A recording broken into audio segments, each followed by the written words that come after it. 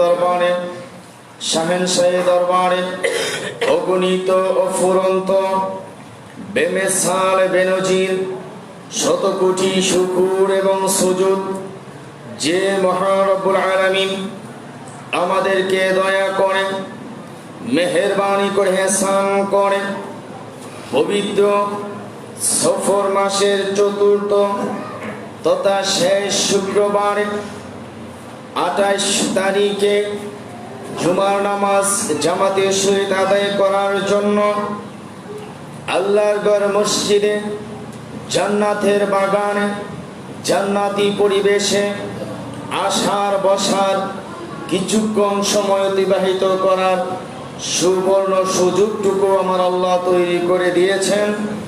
সেই শুকরিয়া দান স্বরূপ আমরা সবাই একবার জোরে সুরে প্রাণ খুলে প্রাণ জল ভাষায় গভীর মহব্বত নিয়ে করে নেই আলহামদুলিল্লাহ। সম্মানিত মুসল্লিয়ানে সাহেবান, আশেকান জাকেরান মুহিব্বিন, মহান রব্বুল আলামিন আজকের এই শুক্রবার দিনের নামাজ, রুকু, সেজদা, তাসবিহ, তাহলিল, দান, খয়রাত সমস্ত প্রকার ইবাদতকে কবুল আর মঞ্জুর করে দয়াল নবীর উসিলায় হাসরের ময়দানে নাজাতের মাধ্যম হিসাবে আমার আল্লাহ কবুল করুক। সবাই কবুলিয়াতের নিয়তে জোরে সুরে করে নেই আল্লাহুম্মা আমিন। সম্মানিত মুসল্লিয়ানে সাহেবান, আজকে হযরত উসমান গনি রাদিয়াল্লাহু তাআলা আনহু তথা ইসলামের তৃতীয় খলিফা, যিনি সাহাবায়ে কেরামদের মধ্যে দান করার ক্ষেত্রে অনেক উল্লেখযোগ্য ভূমিকা রয়েছে, যার সেই উসমান জুন নুরাইন রাদিয়াল্লাহু তাআলা আনহুর জীবনী সম্পর্কে ধারাবাহিক আজকে একটু আলোচনা হবে। তো আল্লাহ পাক সাহাবায়ে কেরামদের জীবন আদর্শ থেকে শিক্ষা গ্রহণ করে নিজ জীবনে বাস্তবায়ন করার তৌফিক দান করুন। সবাই কবুলিয়াতের নিয়তে বলি আল্লাহুম্মা আমিন। তো সম্মানিত মুসল্লিয়ানে সাহেবান, সর্বপ্রথমে হযরত উসমান গনি রাদিয়াল্লাহু তাআলা আনহুর শানে পবিত্র কালামে পাকের মধ্যে 5খানা আয়াতে কারিমা পাওয়া যায়, উনার শানে নাজিল হয়েছে। তাহলে যাদের সম্পর্কে পবিত্র কালামে পাকের মধ্যে নাজিল হয়েছে, যাদের শান পবিত্র কালামে পাকের মধ্যে বর্ণনায় এসেছে, ওই সকল সাহাবায়ে কেরামদেরকে নিয়ে সমালোচনা করা, ওই সকল সাহাবা একরামদেরকে কটূক্তি করা, ওই সকল সাহাবা একরামদেরকে নিয়ে বিরূপ মন্তব্য করা, এটা কখনো আহলে সুন্নাত ওয়াল জামাত তথা আখির নবীর উম্মতের আদর্শ হতে পারে না। ঠিক কিনা? আরো জোরে বলুন ঠিক কিনা? তাহলে যারা সাহাবা একরামদেরকে নিয়ে কটূক্তি করবে, আমরা তাদের পক্ষে নাই, আমরা তাদের মতের সাথে নাই। কারণ সাহাবা সম্মান দিয়েছেন আল্লাহ, সাহাবা একরামদেরকে সম্মানিত করেছে আমার মদিনাওয়ালা। বলেন সুবহানাল্লাহ। তো হযরত উসমান গনি রাদিয়াল্লাহু তাআলা আনহু ইসলাম জন্মগ্রহণ করার ব্যাপারে কয়েকটি অভিমত পাওয়া যায়। এর মধ্যে অধিকাংশের মতে উনি 576 খ্রিস্টাব্দে ইসলামের সুশীতল ছায়ায় উনি প্রবেশ করেন এবং প্রাথমিক মুসলমানদের মধ্যে একজন। যেই সকল আশারে মুবাশশারা জান্নাতের সার্টিফিকেট প্রাপ্ত 10 জন সাহাবীর কথা বলা হয়েছে, এদের মধ্যে হযরত উসমান রাদিয়াল্লাহু তাআলা আনহু। শুধু তাই নয়, হযরত উসমান রাদিয়াল্লাহু তাআলা আনহু আমার আকা মাওলা হুজুরে নূর সাল্লাল্লাহু তাআলা আলাইহি ওয়াসাল্লামের 2 জন শাহজাদিকে বিয়ে করার সৌভাগ্য অর্জন করেছিল। বলেন আলহামদুলিল্লাহ। যেই সাহাবীর কাছে আমার রাসূল একজন নয় 2 জন শাহজাদিকে বিয়ে দিয়েছেন। শুধু তাই নয়, পরবর্তীতে আমার রাসূল ঘোষণা করেছেন, আমার আরো যদি মেয়ে থাকতো আমি উসমান গনির কাছে বিয়ে নিতাম। এর মধ্যে হযরত রুকাইয়া রাদিয়াল্লাহু তাআলা আনহাকে বিয়ে করলেন প্রথমে। তো দ্বিতীয় হিজরিতে তাবুক যুদ্ধের পরে তিনি দুনিয়া থেকে পর্দা করেন। এরপরে উম্মে কুলসুম রাদিয়াল্লাহু তাআলা আনহাকে বিয়ে করেন। আর আমার রাসূলের 2 জন শাহজাদিকে বিয়ে করার কারণে হযরত উসমান গনি রাদিয়াল্লাহু তাআলা আনহুর উপাধি হয়ে গেল জুন্নুরাইন, অর্থাৎ 2 নূরের অধিকারী। বলেন সুবহানাল্লাহ। আল্লাহর রাসূলের 2 শাহজাদিকে বিয়ে করার কারণে উনার উপাধি হয়ে গেল 2 নূরের অধিকারী। কন্যাদেরকে বিয়ে করে 2 নূরের অধিকারী হলে কন্যার বাবা নূর না মাটি? আপনাদের যুক্তি কি বলে? যে 2 কন্যাকে বিয়ে করার কারণে যদি হযরত উসমান গনি রাদিয়াল্লাহু তাআলা আনহুর উপাধি টাইটেল হতে পারে জুন্নুরাইন, 2 নূরের অধিকারী, তাহলে যে 2 নূর, এই 2 নূর হচ্ছে হযরত রুকাইয়া রাদিয়াল্লাহু তাআলা আনহা, হযরত উম্মে কুলসুম রাদিয়াল্লাহু তাআলা আনহা। তাহলে তাদের বাবা হচ্ছে মাটির মানুষ। সবাই বলে নাউজুবিল্লাহ। আমার রাসূল নূর, এতে করে কারো কোনো প্রকার সন্দেহ নাই। উনার প্রাথমিক আরেকটা টাইটেল ছিল গনি, অর্থাৎ ধনী। গনি অর্থ ধনী। উনি এত সম্পদের অধিকারী ছিলেন যে যদি কোনো যুদ্ধের সময় যদি আল্লাহর রাসূল সাহাবা একরামদের কাছ থেকে যুদ্ধে যাওয়ার সরঞ্জামাদি আহ্বান করতেন যে তোমরা তোমাদের সাধ্য অনুযায়ী যুদ্ধের অস্ত্র, যুদ্ধের সরঞ্জামাদি তোমরা আমার সামনে এসে সমবেত করো, দেখা যায় হযরত উসমান গনি রাদিয়াল্লাহু তাআলা আনহুর সমপর্যায়ে যেতে অনেক সাহাবী পর্যন্ত পারে নাই। বলেন না সুবহানাল্লাহ।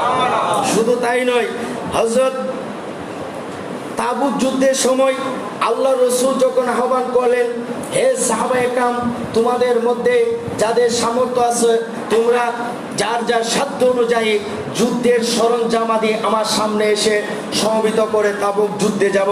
হযরত উসমান রাদিয়াল্লাহু তাআলা আনহু সেই সময়ে 1000 উট, বলেন না সুবহানাল্লাহ, 1000 উট এবং এই 1000 উট পরিচালনা করতে যত যুদ্ধের সরঞ্জামাদি লাগে সব কিছুর ব্যবস্থা করেছেন।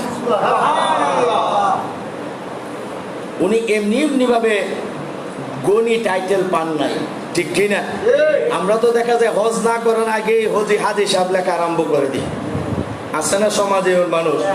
হজ করছে না, হাজি সাহেব লেখা লাইছে, কিন্তু বড় জিজ্ঞাসা করার পরে কি ব্যাপার তোমার, তো তুমি তো হজ করো নাই। তো হজে যাওয়ার নিয়ত তো করছি, হজে যাওয়ার নিয়ত করছি, হাজি সাহেব লেখা আরম্ভ করেছি। আর সাহাবায়ে কেরামদের টাইটেলগুলো যদি আপনি লকবগুলো যদি দেখেন, সাহাবায়ে কেরাম কাজ করার পরে তারপরে আল্লাহ রসুল নচেত কোন সাহাবী তাকে উপাধি দিয়েছে, বলেন না সুবহানাল্লাহ। এই জন্য টাইটেল লাগাইতে গেল হিসাব করে লাগাইতে হয়, ঠিক কি না? মনে করেন আমি মাদ্রাসায় লেখাপড়া করি নাই, এখন আমি পাঞ্জাবি পরেছি, টুপি পরেছি, পাগড়ি পরেছি, দাড়ি রেখেছি, ইসলামের সব হুকুম হাকাম পালন করতেছি, এখন আমাকে আপনি হুজুর বলতে পারবেন কিনা? হুজুর বলতে পারবেন? এখন যদি কেউ মুফতি পাস না করে তাকে মুফতি সাহেব লাগাইতে পারবেন কিনা? মুহাদ্দিস পাস না করলে মুহাদ্দিস সাহেব লাগাইতে পারবেন কিনা? তাফসীর নিয়ে পড়ালেখা না করলে তাফসীর মুফাসসির লাগাইতে পারবেন কিনা? না, যিনি লাগাইবেন তিনিও গুনাহগার, যে লাগাইবে সেও গুনাহগার। কিন্তু আমাদের সমাজ হচ্ছে ভিন্ন, দাখিল পাস করছে না, এরপরে যদি হুজুর না লাগায়, আমার নামে হযরত মৌলানা লাগাইছে না, আসলে কিন্তু মৌলানা ফাজেল পাস করলে লেখা হয় মৌলবী, ফাজেল পাস করলে বলা হয় মৌলবী, কামেল পাস করলে বলা হয় মাওলানা। এখন দাখিল পাস করছে না, এরপরও যদি মৌলবী লাগায় তাহলে তো ভাই আমারে মৌলবী লাগাইছে, মৌলানা লাগাইলে কি অসুবিধা আছে? না, এটা লাগানো যাবে না, কারণ যতটুকু তোমার যোগ্যতা ততটুকু লিখতে হবে, নচেত যে লাগাইবে যারা লাগাইবে গুনাহগার হতে হবে। একজন মানুষ নামাজ পড়ে না, তাকে যদি আপনি মুসল্লি বলতে পারবেন? তাকে মুসল্লি বলতে পারবেন? তাকে মুসল্লি বললে আরো এটা অ্যাঙ্কার হবে, ঠিক কিনা? আরো অ্যাঙ্কার হবে। এই জন্য শব্দ ব্যবহার করতে, উপাধি লাগাইতে গেলে অনেক কিছু চিন্তা ভাবনা করে লাগানোর চেষ্টা করবেন, নচেত সামাজিকতায় কিন্তু ইসলাম চলে না। ইসলাম চলে কুরআন হাদিস মোতাবেক, ইসলাম চলে ইজমা কিয়াসের মোতাবেক, শরীয়ত মোতাবেক সবকিছু চলবে। সুতরাং ইসলামের বিষয়টাকে নিয়ে আপনি আমাকে চিন্তা করে কোনো প্রকার টাইটেল লাগাইবেন না। তো সম্মানিত মুসল্লি সাহেবান, আমি বলতেছিলাম যে হযরত উসমান গনি রাদিয়াল্লাহু তাআলা আনহু অনেক বড় একজন ব্যবসায়ী ছিলেন, অনেক বড় একজন ব্যবসায়ী ছিলেন। ওই সময়ে ব্যবসা দুই ধরনের ছিল, একটা ছিল জায়েজ আর একটা ছিল না জায়েজ, একটা হচ্ছে বৈধ পন্থা আর একটা হচ্ছে অবৈধ পন্থা। এই বৈধ পন্থার ব্যবসায়ীদের মধ্যে নাম করা ব্যবসায়ী ছিল হযরত উসমান জুননুরাইন রাদিয়াল্লাহু তাআলা। বলেন সুবহানাল্লাহ। উসমান রাদিয়াল্লাহু তাআলা যে ইসলামের জন্য এত খেদমত করেছেন, এত, এরপরও দেখেন ভালো মানুষ যেই জায়গায় খারাপ মানুষও থাকবে সেই জায়গায়, ঠিক কি না? যেই জায়গায় ভালো মানুষ থাকবে সেই জায়গায় খারাপ মানুষ থাকবে, যেই জায়গায় আপনার পক্ষের মানুষ থাকবে সেই জায়গায় আপনার বিপক্ষে থাকবে। এটাই স্বাভাবিক, চিন্তা করার কোনো কিছু না যে আমি কোনো কাজ করি, এই কাজটা করি না, এরপরও ওই লোকগুলো আমার বিরোধিতা করতেছে কেন। হ্যাঁ, বিরোধিতা করবে, কারণ বিরোধিতা শুধু আপনার কাছ থেকে আসে নাই, বিরোধিতা আমার দয়াল নবীর কাছ থেকে এসেছে। বলেন না সুবহানাল্লাহ। আমার রাসূল সত্য নবী কিনা? আমার রাসূল যা কিছু করেছেন সব সত্য কিনা? এরপর আবু জেহেল, আবু লাহাব, উতবা, সাইবা বিরোধিতা করেছে কিনা? তাহলে বোঝা যায় যেই জায়গায় ভালো কাজ সেই জায়গায় মন্দ লোকের অবস্থান, যেই জায়গায় ভালো কাজ সেই জায়গায় মন্দ লোকের বসবাসস্থান। এটাই হচ্ছে স্বাভাবিক। একটা জিনিস মনে রাখবেন, যে যত বেশি সম্মানিত তত বেশি সমালোচিত, যে যত বেশি সম্মানিত তত বেশি সমালোচিত। এটা হবে, কারণ কাজ না করলে তো আপনার সমালোচনা হবে না। আপনি ঘরে বসে থাকলে আপনি কোনো কাজ করেন, আপনার সমালোচনা আছে? কোনো সমালোচনা নেই। কাজ করবেন, সমালোচিত হবেন, এটাই স্বাভাবিক। কিন্তু তাই বলে কি আপনি কাজ থেকে বিরত থাকবেন? না। আচ্ছা, একটা কথা মনে রাখবে, বাংলায় একটা কথা আছে, পাশের লোকে কিছু বলে, পাশের লোকে কিছু বলে, পাশের লোকে যাই কিছু বলুক না কেন, সে পিছনে বলতে পারবে, কিয়ামত পর্যন্ত সে আপনার সামনে আসতে পারবে না। যারা পিছনে সমালোচনা করে এরা কি আপনার সামনে আসতে পারবে? সামনে এসে সমালোচনা করতে পারবে না। তাহলে বোঝা যায় পাশ পিছে যারা তাকে সব সময় পিছনেই থাকবে, সামনে কোনোদিন আসতে পারবে না। এই জন্য পিছনের কথা কান দিবেন না। যাই কিছু করুক না কেন, আপনার হুকুম আপনি পালন করুন। কে কি বললো যে অমুকে নামাজ পড়ে কে বই পেয়েছে, এগুলো দেখার বিষয় না। নামাজ আপনার দায়িত্ব, আপনি পালন করে যান। কে কি বললো এটা আমার দেখার বিষয় না। আল্লাহ আমাদেরকে কবুল করুক, সবাই বলে আল্লাহুম্মা আমিন। দেখেন হযরত উসমান গনি রাদিয়াল্লাহু তাআলা আনহু উনি কেমন মানুষ ছিলেন। মা ফাতিমা রাদিয়াল্লাহু তাআলা আনহা যখন বিয়ের বয়স হয়ে গেল, অনেকের পক্ষ থেকে বিয়ের প্রস্তাব আসতে আরম্ভ করলো। তো আল্লাহর রাসূল কাউকে কোনো কিছু বলে নাই, হাও বলে নাই, নাও বলে নাই।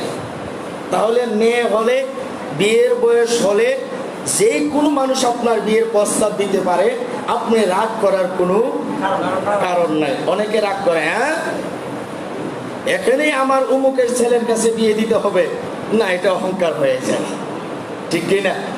এটা অহংকার হয়ে যায়।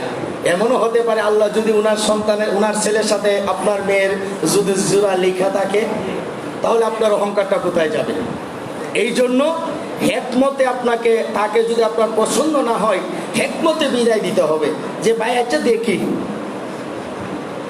আমি তো আপনাকে কথা দেই নাই, ঠিক কি না? কথা দিয়ে ফেলেছি না? কথা দেই নাই ভাই, আমি দেখতেছি, দেখি কি অবস্থা। মেয়ের যখন বিয়ের বয়স হয়েছে, বিয়ে তো দিতেই হবে, আচ্ছা দেখি। তাহলে সেও বুঝে যাবে, অথবা আমার বুঝ আছে, সেও বুঝে যাবে যে না, আমার ছেলের কাছে বিয়ে দিবে না। এটাই স্বাভাবিক, হেকমতে আপনি কাজ করবেন। তো আল্লাহ রসুলের কাছে অনেক জায়গা থেকে বিয়ের প্রস্তাব আসতেছে, আমার রসুল কোনো কিছু বলে না, দেখি অথবা চিন্তা করতেছি, এই কথা বলে বিদায় করে দিতেন। আল্লাহ রসুল অপেক্ষা করতেন শেরে খুদা হযরত আলী রাদিয়াল্লাহু তাআলা কোন সময় বিয়ের প্রস্তাব পাঠাইবেন। আর উচ্চ কণ্ঠে বলি সুবহানাল্লাহ। আর শেরে খুদা হযরত আলী রাদিয়াল্লাহু তাআলা উনিও সাহস পাচ্ছে না আমার রসুলের কাছে বিয়ের প্রস্তাব পাঠাইতে, কারণ শেরে খুদা হযরত আলীর বলতে আল্লাহ রসুল ছাড়া আর কোনো কিছু নাই। আল্লাহ রসুল ছাড়া হযরত আলীর আর কোনো কিছু নাই। তো কিসের বলে বিয়ের প্রস্তাব পাঠাবে? আর উনি যেন তেন মহিলা না, উনি হচ্ছে রহমাতুল লিল আলামিনের কলিজার টুকরা। কারণ ওনার দুই মেয়েকে বিয়ে দিয়েছে উসমান গনি রাদিয়াল্লাহু তাআলা আনহুর কাছে। তো উসমান গনি রাদিয়াল্লাহু তাআলা আনহু কত সম্পদশালী। তো এই তুলনায় আমি যদি ফাতেমা রাদিয়াল্লাহু তাআলা আনহাকে বিয়ের প্রস্তাব দিয়ে আল্লাহ রসুল যদি ফিরিয়ে দেন,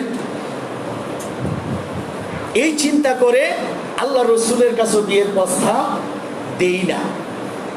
তো একদিন আল্লাহ রসুল বলতেছেন কি ব্যাপার, সবার পক্ষ থেকে প্রস্তাব আসলো, আলী দিয়ে ব্যাপারে কোনো কিছু বলে না।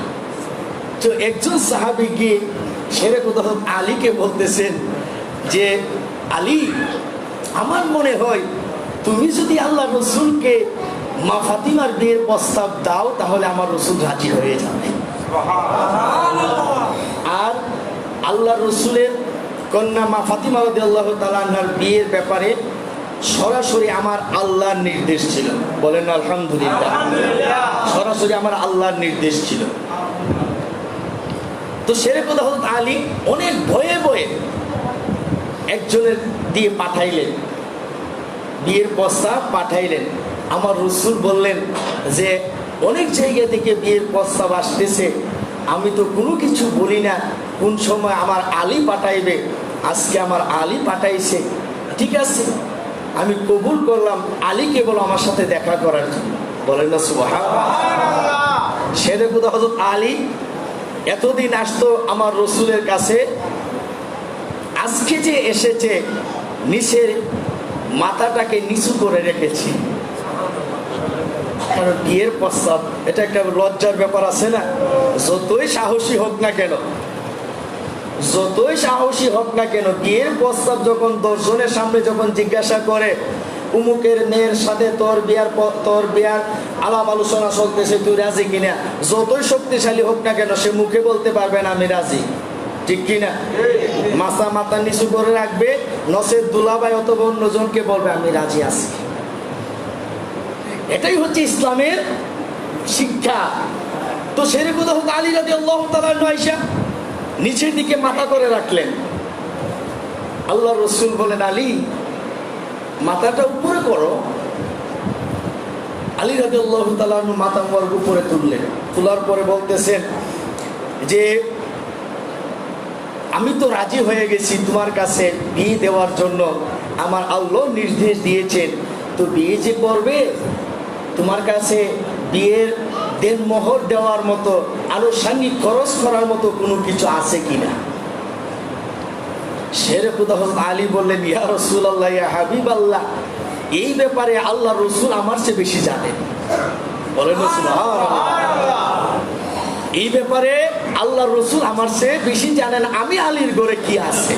কারণ আল্লাহ রসুলের দরবারে যদি কোনো কিছু আসতো আমি আলী খাইতাম, না আসলে আমি আলীও উপবাস থাকতাম। তো আল্লাহ রসুল বললেন ঠিক আছে, এরপরও কোনো কিছু আছে কিনা? তো শেরে খুদা হযরত আলী বলেন, ইয়া রাসূলুল্লাহ, ইয়া হাবিবাল্লাহ, আমার কাছে শুধু একমাত্র যে 2টা জিনিস আছে, একটা হচ্ছে তলোয়ার আর একটা হচ্ছে বর্ম। একটা হচ্ছে তলোয়ার, একটা হচ্ছে বর্ম। বর্ম যেটা বলা হয় লম্বা, আগার মধ্যে আগা সুতা থাকে, এটা বললাম, আমরা যেটা বলি বললাম, এটা আসলে বর্ম, এটার নাম। এই 2টা জিনিস ছাড়া আর কোনো কিছু নাই। আল্লাহ রসুল বললেন, তলোয়ারটা যুদ্ধের ময়দানে দরকার লাগবে, তবে বল্লমটা যদি তুমি বিক্রি করে দাও তাহলে তোমার চলে যাবে। তো শেরে খুদা হযরত আলী রাদিয়াল্লাহু তাআলা এই বল্লম বিক্রি করার জন্য, অর্থাৎ বর্মটা বিক্রি করার জন্য উনি রওনা হলেন। পথিমধ্যে হযরত উসমান গনি রাদিয়াল্লাহু তাআলার সাথে সাক্ষাৎ। বলেন না সুবহানাল্লাহ। তো উসমান গনি রাদিয়াল্লাহু তাআলা বলতেছেন, কি ব্যাপার ভাই আলী, আজকে তোমার চেহারার মধ্যে একটু হাসি হাসি ভাব, ব্যাপারটা কি? ভাই ব্যাপারটা হচ্ছে আল্লাহ রসুল তো ওনার কলিজার টুকরা ফাতিমা রাদিয়াল্লাহু তাআলা আনহাকে আমার কাছে বিয়ে দেওয়ার জন্য সম্মতি জ্ঞাপন করেছে, এই জন্য খুশি। তো তোমার বর্মটা যে নিয়ে যাচ্ছ এটা কি করবে? আমার তো কোনো কিছু নাই, দেনমোহর এবং আনুষঙ্গিক খরচের জন্য এটা বিক্রি করে দেব। তৎকালীন আমলে একটা বর্ম এটা বেশি হইলে 1 দিরহাম 2 দিরহাম দিলেই হয়ে যেত। এটা আসলে তলোয়ারের সেইটার দামটা একটু কম ছিল। তে হযরত উসমান রাদিয়াল্লাহু তাআলা আনহু চিন্তা করতে লাগলেন যে অনেক সময় অনেকে উপকার তো করেছি, আজকে এমন এক জায়গায় উপকার করব যে উপকারের উসিলায় আমার বিশ্বাস আমি জান্নাতে যেতে পারবো। ভাই তোমার বর্মর দাম কত? আপনি তো জানেনই যুদ্ধের ময়দানে এটার মূল্য কতটুকু আছে এবং এটার প্রয়োজনীয়তা কতটুকু আছে, সেটা তো আপনি জানেনই। আপনার ইচ্ছা অনুযায়ী আপনি দিয়ে দেন। হযরত উসমান গনি রাদিয়াল্লাহু তাআলা 400 দিরহাম দিয়ে দিলেন। বলেন না কত শত দিরহাম? 400 দিরহাম। কেন দিলেন? যে দেনমোহর আদায় করবে, আনুষঙ্গিক খরচ করতে গিয়ে যাতে করে আর কারো কাছে যেতে না হয়। এই 400 দিরহাম দিয়ে এই বর্মটি কিনে এখন শেরে খুদা হযরত আলীকে বলতেছেন, ভাই এই বর্মর মালিককে? এই বর্মর মালিক আপনি। এখন আমি যদি আমার এই বর্মটি আমার ভাইকে দিয়ে দিই আপনার আপত্তি আছে কিনা? বলেন না সুবহানাল্লাহ। আমি যদি আমার সেই বর্মটি আমার ইসলামী ভাইকে আমি দিয়ে দিই আপনার আপত্তি আছে কিনা? আমার কোনো আপত্তি নাই। তাহলে ভাই আমি তো কেমন যুদ্ধ আপনি জানেনই, এই বর্মাটা আপনার হাতে শোভা পায়। বলেন না সুবহানাল্লাহ। আপনাকে আমি দিয়ে দিলাম। এই 400 দিরহাম বর্ম দুটোটা নিয়েই আল্লাহ রসুলের দরবারে রওনা হয়ে গেলেন। শেরে খুদা হযরত আলী রাদিয়াল্লাহু তাআলা হাসতে হাসতে আমার রসুলের কাছে আসলেন। আয়েশা বলতেছেন, ইয়া রাসূলুল্লাহ, ইয়া হাবিবাল্লাহ, এই নিন 400 দিরহাম আর বর্ম নেন। ব্যাপার কি? বর্ম তো বিক্রি করার জন্য বলেছিলাম। ও বর্ম যেই লোকটা কিনেছে আবার আমাকে ফেরত দিয়ে দিয়েছে। তো তো আল্লাহ রসুল মুস্কি হেসে দিয়ে বললেন, এটা একমাত্র আমার উসমান ছাড়া আর কেউ হবে না। আরো জোরে বলেন সুবহানাল্লাহ। এটা একমাত্র আমার উসমানেরই কাজ হবে। আল্লাহ রসুল বললেন, আলী, আজকে উসমান গনি রাদিয়াল্লাহু তাআলা আনহু যে 400 দিরহাম দিয়েছে, এই তোমার বর্মর দাম কিন্তু 400 দিরহাম নয়। একমাত্র তোমার আর আমার কলিজার টুকরার বিয়ে যেন সুন্দর করে হয়, এই উসিলা দান সেরে উসমান গনি রাদিয়াল্লাহু তাআলা আনহু তোমার বর্মর দামটা 400 দিরহাম দিয়েছে। তো ইয়া রাসূলুল্লাহ, উসমান গনি রাদিয়াল্লাহু তাআলা আনহু এত মহব্বত করে, আমার রসুল তখন উসমান গনি রাদিয়াল্লাহু তাআলা আনহুর জন্য দোয়া করলেন, আর এই দোয়ার বদলতে উনি শহীদ হইলেন। কারণ মৃত্যুর যে সর্বশ্রেষ্ঠ মৃত্যু হচ্ছে শহীদি মৃত্যু। মানুষে মৃত্যুবরণ করে, এই মৃত্যুবরণের মধ্যে সর্বশ্রেষ্ঠ মৃত্যু কি? শহীদি মৃত্যু হচ্ছে সর্বশ্রেষ্ঠ মৃত্যু। এই জন্য উসমান রাদিয়াল্লাহু তাআলা আনহু উনি 82 বছর বয়সে 18 জিলহজ 665 খ্রিস্টাব্দে উনি আসরের নামাজের পরে ওনাকে কতগুলা পথভ্রষ্ট মানুষ ওনাকে এমনভাবে শহীদ করলো যেটা ভাষায় প্রকাশ করা যায় না। এটা আমার রসুলের দোয়া। কারণ মৃত্যুর মধ্যে সর্বশ্রেষ্ঠ দোয়া হচ্ছে শহীদি মৃত্যু। শুধু তাই না, আরেকটা বিষয় বলে শেষ করে দিব। একদিন এক কন্যাগ্রস্ত লোক, অর্থাৎ গরিব মানুষ, মেয়ের বিয়ে দিতে পারতেছে না, বিয়ের সবকিছু হয়ে গেছে কিন্তু বিয়ের খরচ ব্যয় করার জন্য কোনো সামর্থ্য ওনার কাছে নাই। আল্লাহ রসুলের দরবারে গেলেন। আল্লাহ রসুলের দরবারে যাওয়ার পরে আল্লাহ রসুল পাঠিয়ে দিলেন যে হযরত উসমান রাদিয়াল্লাহু তাআলা আনহুর কাছে।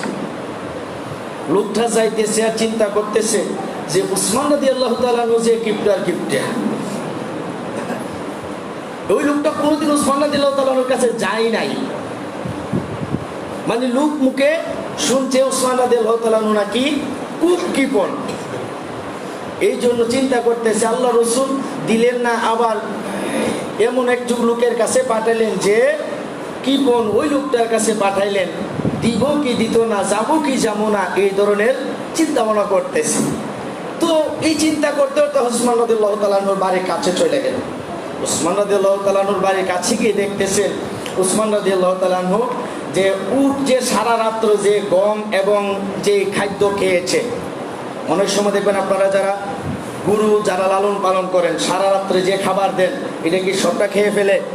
না, কিছু কিন্তু সাইডে বাইডে আশেপাশে পড়ে থাকে।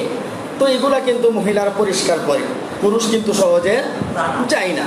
উসমান রাদিয়াল্লাহু তাআলা আনহু এই উটগুলা যে সারা রাত খেয়ে যে আশেপাশে যে গম পড়ে রয়েছে, উসমান রাদিয়াল্লাহু তাআলা আনহু এগুলাকে যে টুকায়া একটা পাতিলের মধ্যে রাখতেছে।